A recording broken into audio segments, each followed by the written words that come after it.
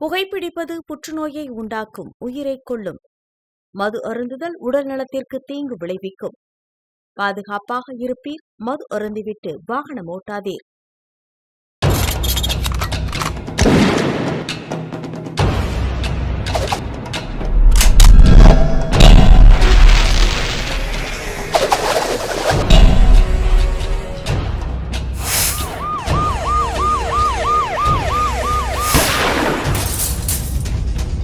கோப்பியம், உண்மையும் பின்னணியும்.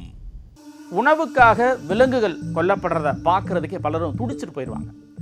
ராமநாதபுரம் மாவட்டம் பரமக்குடி பக்கத்தில் இருக்கக்கூடிய யமனேஸ்வரம் பகுதியில் உறவினர் ஒருத்தரே ஒன்றுமறியாத 2.5 வயதை ஆன ஒரு பெண் குழந்தையின் தலையை துண்டாக வெட்டி கொலை செய்து அந்த தலையை குளத்தில் வீசின நெஞ்சை உறைய வைக்கக்கூடிய சம்பவத்தை பற்றி இப்போ பார்க்கலாம். ராமநாதபுரம் மாவட்டம் பரமக்குடி அருகே யமுனேஸ்வரம் கிறிஸ்தவ தெருவை சேர்ந்தவர் தேசிங்கராஜா டெய்சி தம்பதியினர். தேசிங்கராஜா மதுரை உயர்நீதிமன்ற கிளையில் வழக்கறிஞராக பணியாற்றி வருகிறார். இவர்களின் 2.5 வயதில் லெமோரியா என்ற அழகான பெண் குழந்தையும் உள்ளது.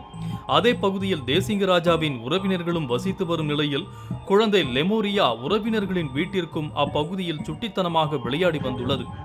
அப்படித்தான் கடந்த வியாழக்கிழமை அன்று மாலை சுமார் 4 மணியளவில் குழந்தை லெமோரியா உறவினர் மகனான 25 வயதுடைய சஞ்சய் என்பவனுடன் வீட்டின் வெளியே விளையாடி கொண்டிருந்தது.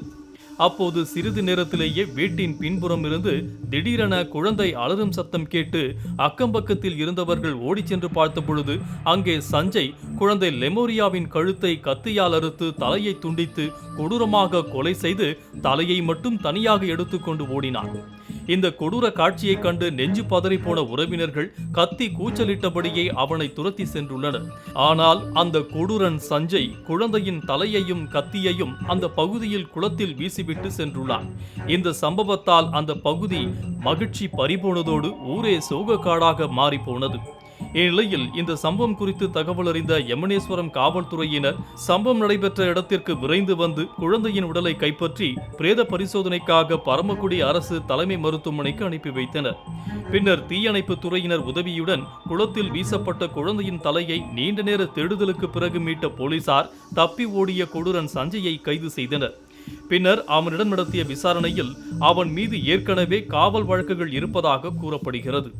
மேலும் அவனுக்கு மனநிலை சரியில்லை எனவும் அதற்காக சிகிச்சை எடுத்து வந்ததாகவும் கூறப்படும் நிலையில் கொலையான குழந்தையின் தந்தை தேசிங்கராஜா தான் கொலையாளி சஞ்சயை குற்ற வழக்கில் இருந்து காப்பாற்ற மனநிலை சரியில்லாதவர் என சான்றிதழ் வாங்கி கொடுத்ததாகவும் அதன் பின்பு ஏற்பட்ட சில சர்ச்சைகளால் வழக்கறிஞரான தேசிங்கராஜாவை பழிவாங்கவே குழந்தையை கொன்றதாகவும் கூறப்படும் தகவல்கள் மேலும் சந்தேகங்களை ஏற்படுத்தியிருக்கிறது.